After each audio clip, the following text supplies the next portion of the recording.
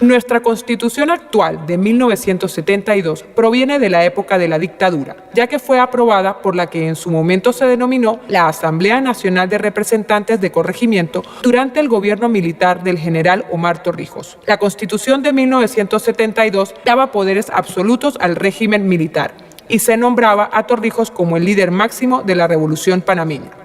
La Constitución de 1972 ha sido reformada varias veces para adaptarla a un sistema democrático y derogar la estructura militar. Sin embargo, no refleja una real separación de poderes, sino que hoy en día mantiene una estructura que ha blindado a los tres órganos del Estado contra el derecho del pueblo. En su artículo 313 establece dos métodos para la reforma constitucional y en su artículo 314 el proceso de una constituyente. El primer método de la reforma constitucional consiste en que la Asamblea actual prepare un texto de constitución para que sea aprobado por esta y por la nueva Asamblea electa, la cual por ley no puede modificar el texto, solo aprobarlo o desaprobarlo. Este método fue el utilizado en la reforma del 2004, en donde la Asamblea Nacional, bajo el gobierno de Mireya Moscoso, creó y aprobó el texto de la reforma, que inmediatamente después fue igualmente aprobado por la Asamblea electa bajo el gobierno de Martín Torrijos, sin modificaciones. El segundo método consiste en que la Asamblea Nacional prepare un texto de reforma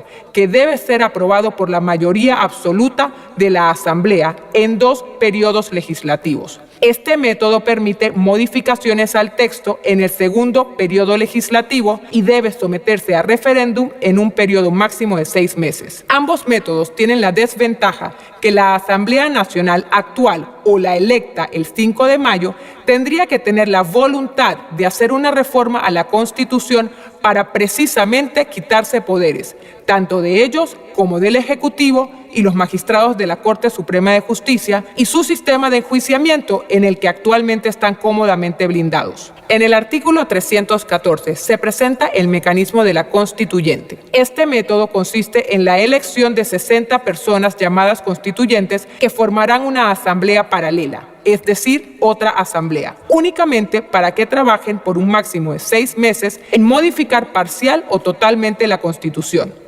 Es importante aclarar que el puesto de constituyente solo tiene un salario y no tiene partidas ni planillas secretas. Este texto final deberá ser sometido a referéndum popular. Una constituyente puede ser solicitada por el presidente, la Asamblea Nacional o por el 20% del electorado, es decir, los ciudadanos.